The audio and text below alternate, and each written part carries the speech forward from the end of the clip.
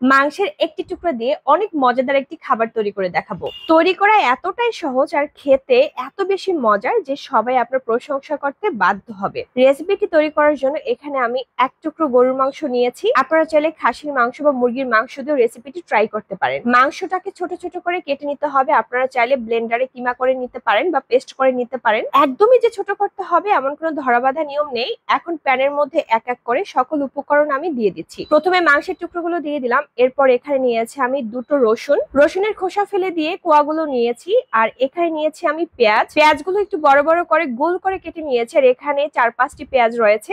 শুকনো মরিচ 4টি নিয়েছি। আসলে আমি ঝাল খেতে খুব বেশি পছন্দ করি না, এই জন্য কম নিয়েছি। ফ্লেভার আর ঝাল বাড়ানোর জন্য এখানে কাঁচামরিচ নেওয়া যাবে। বাসায় কাঁচামরিচ ছিল না, এই জন্য আমি দিচ্ছি না। এখানে নিয়েছি হাফ চামচের মতো আদা বাটা। আপনারা চাইলে আদা কুচিটাও নিতে পারেন। হলুদ দেবো হাফ চামচের মতো। আর একটু খেয়াল রাখবেন হলুদ যেন বেশি না হয়। হলুদ যদি বেশি হয় তাহলে এই রেসিপি থেকে হলুদের স্মেল আসবে আর খেতে কিন্তু একদমই ভালো লাগবে না। কালো জিরা নিয়েছি হাফ চামচের মতো। এটা একদমই অপশনাল, যারা পছন্দ করেন তারা ব্যবহার করবেন। কালো জিরা খাওয়া স্বাস্থ্যের জন্য অনেক ভালো, ব্যবহার করতে পারেন। যাদের শরীর ব্যথা করে তারাও কিন্তু কালো জিরাটা এভাবে করে খেতে পারেন। লবণ দিয়ে দিয়েছি স্বাদ মতো। এখন দিয়ে দিয়েছি সরিষার তেল। আপনারা চাইলে সাদা তেলটাও ব্যবহার করতে পারেন, তবে ভর্তায় সাধারণত সরিষার তেল দিয়ে বানালে অনেক টেস্টি হয়। গরুর মাংসের একটা টুকরো দিয়ে এত সুন্দর খাবার হয় আমি যদি না খেতাম নিজেই বিশ্বাস করতাম না। এটা দিয়ে 4-5 জন একদম পেট ভরে ভাত খেতে পারবে।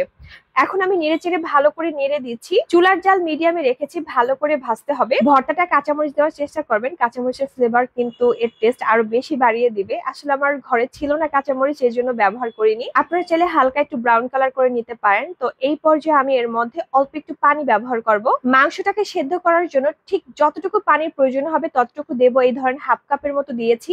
আমি এখানে একটি মাংস ব্যবহার করেছি, আপনারা চাইলে কিন্তু দুটো মাংস ব্যবহার করতে পারেন। এই পর্যায়ে লবণটা একটু টেস্ট করবেন, যদি একটু প্রয়োজন হয় অ্যাড করে দিবেন। ঢাকনা দিয়ে ঢেকে বেশ কিছুক্ষণ রান্না করব এবং মাঝে মাঝে ঢাকনা উঠে ভালো করে একটু নেড়েচেড়ে দেব। চুলাটা অবশ্যই মিডিয়াম লোতে রাখতে হবে আর এরকম করে নেড়েচেড়ে এটাকে জাল করতে হবে। পানিটা একদমই শুকিয়ে নিতে হবে এবং ভালো করে ভাজা ভাজা করে নিতে হবে। পানিটা শুকিয়ে গিয়েছে, এখন আমি ঢাকনা ছাড়াই জাল করব এবং যতটুকু পানি রয়েছে সেটা একদমই শুকিয়ে নেব। এটা দেখতে এতটাই লোভনীয় হয়েছে, মনে হচ্ছে যে এটা দিয়েই খাওয়া যাবে আর খেতে মন চাচ্ছে খুবই। এখানে আমি একটা জিনিস মিস করছিলাম, সেটা হচ্ছে ধনিয়া পাতা। আমার কাছে মনে হয়েছে ধনিয়া পাতাটা যদি দিতাম তাহলে টেস্ট 1000 গুণ বেড়ে যেত। অনেকদিন ধরে অনলাইনে এই রেসিপিটি ঘোরাফেরা করছিল, হঠাৎ করে আমার অনেক বেশি খেতে মন চেয়েছে, তাই তৈরি করে খেয়ে ফেললাম। এজন্য বাসায় ধনিয়া পাতা ছিল না আর আনার কোনো সময় পাইনি। আমি ব্লেন্ডারে পেস্ট করে নিয়েছি, তবে আপনারা চাইলে পাটায় বেটে নিতে পারেন। পাটায় বাটলে কিন্তু আরো বেশি টেস্টি হয়।